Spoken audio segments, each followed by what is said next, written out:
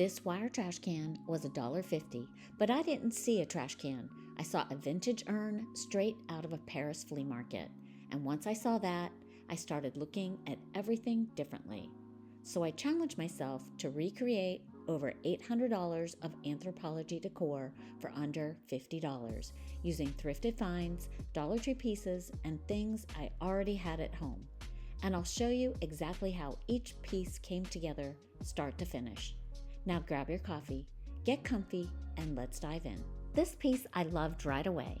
It felt collected and vintage. The Anthropologie version of this urn is $26, and that's without any greenery. I made mine using a $1.50 Dollar Tree trash can. But before I even touched paint, I needed to change the silhouette. The inspiration piece had more curve and presence, so I started bending and shaping the wire to mimic that profile. I also tested the planter I planned on using just to make sure the scale worked, and if it hadn't, I could have easily adjusted with a smaller pot or went the floral foam route. Once I liked the shape, I took it outside for a quick coat of spray paint, and then I remembered I had this metal ribbon in my stash from the Dollar Tree, and it felt like the kind of detail to add vintage charm. This step is completely optional, but it adds that layered, collected look. And if you can't find it at Dollar Tree, Hobby Lobby carries something similar.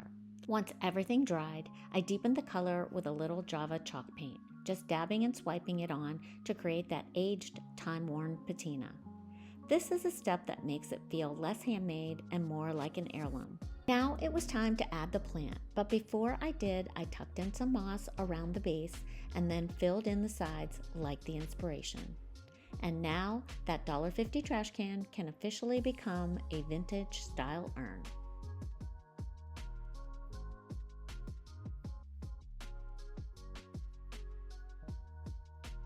This next piece might be my favorite kind of transformation, something sculptural and organic. The Anthropologie version of this cement bowl candle is $388, and I just couldn't justify that.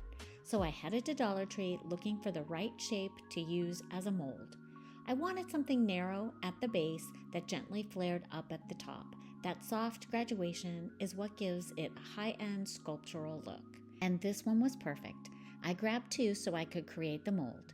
Once I got home, I mixed up some Quikrete to an oatmeal-like consistency and filled the bottom of the bowl about 3/4 full. Then I pressed a second bowl into the center, pushing the cement up along the sides, and I added a 10-pound weight to keep everything in place. The first attempt didn't go as planned. It didn't fully fill the sides, and once it cured, the thickness wasn't consistent. I realized two things here. I needed more cement, closer to 80%, and I needed to place it on the ground for better leverage so I could control the pressure evenly when I added the second bowl. So I tried again, and this time it worked perfectly.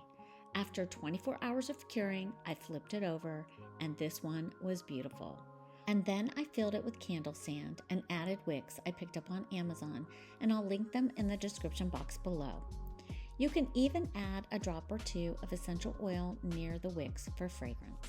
I intentionally added extra wicks because my vision is to use this in the warmer months in our fire pit, almost like a tabletop fire feature. The entire piece cost me $10, and that's only because I already had the Quikrete.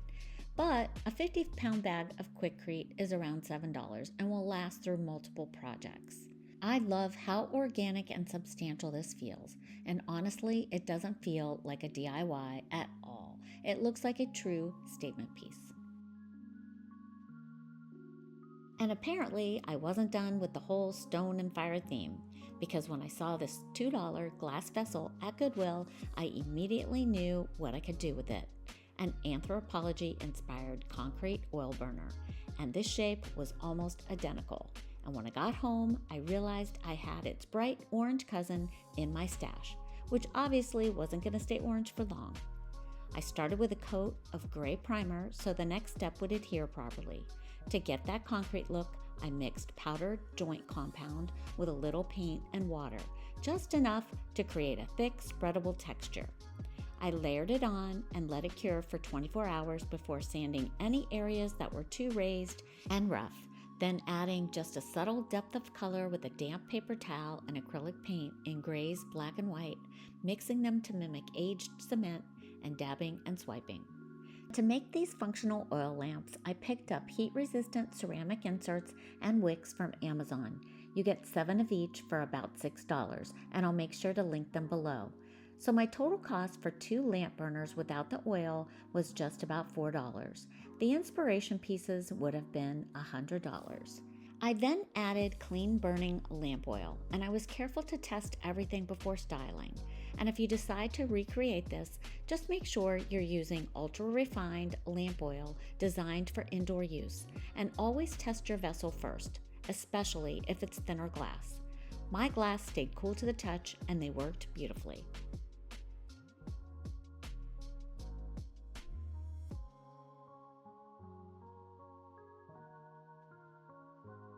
The oil lamp wasn't the only Anthropologie-inspired piece I found on this trip to Goodwill. The same sculptural silhouette showed up again, this time as a footed planter. Anthropologie carries a very similar version, but this one was only $2.99. I even spotted a glass version, but I knew I only needed one. The transformation was simple, and honestly, sometimes that's where the magic is. I started with the same gray primer I used earlier just to prep the surface and give the paint something to grip onto. Once it dried, the goal wasn't texture this time. The inspiration piece was smooth and stone-like, so I focused on color instead. I mixed a light gray, a darker gray, and a touch of black. Using a damp paper towel, I dabbed and pounced the paint on, building the color slowly until it had that soft, concrete-inspired finish. Nothing heavy, nothing overworked. And once the planter was done, it needed greenery. And the Anthropologie version was styled with an orange tree, and I loved that detail. I already had orange stems from Dollar Tree in my stash, and I realized this was the perfect time to finally use them. I also wanted the branches to feel natural, not just forced into foam. So I tried a drilling technique I've seen other creators use. I didn't know about this method when I made my lemon tree, and honestly, I wish I had. The result looks so much more realistic. Most people use olive or ficus branches when doing this technique, but adding fruit made it a little trickier. I had to dodge the oranges while drilling, and using a branch I had picked up at Goodwill for a past Christmas project, I drilled the holes, placed the stems as naturally as possible, and secured them with a bit of hot glue. To finish it off, I added it to floral foam and moss, just enough to soften everything and ground the arrangement. And just like that, a $2.99 thrifted planter became a high-end piece that adds a great pop of color to my space.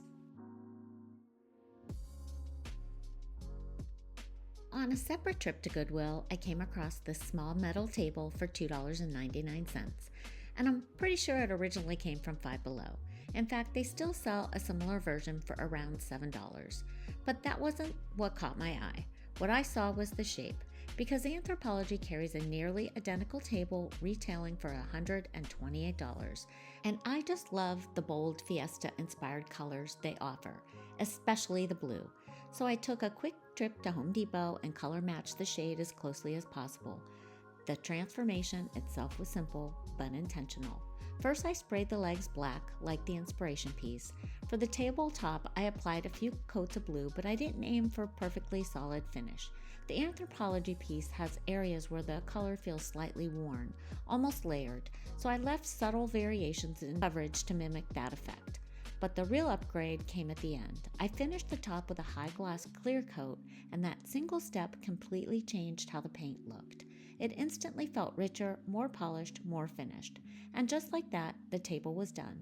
It folds flat, doubles as a tray, and tucks away easily when not in use, which makes it as practical as it is beautiful. Another everyday piece reimagined to feel high-end. This whimsical sign caught my eye when I was browsing the garden section of Anthropologie's website. It was playful, charming, and felt like the kind of unexpected detail that makes an outdoor space feel personal, and I immediately thought it would make a beautiful Mother's Day gift. For $42, it was one of those pieces I knew I could recreate for much less. So that's exactly what I did. And since I already had scrap wood in my stash, the only thing I needed were the letters.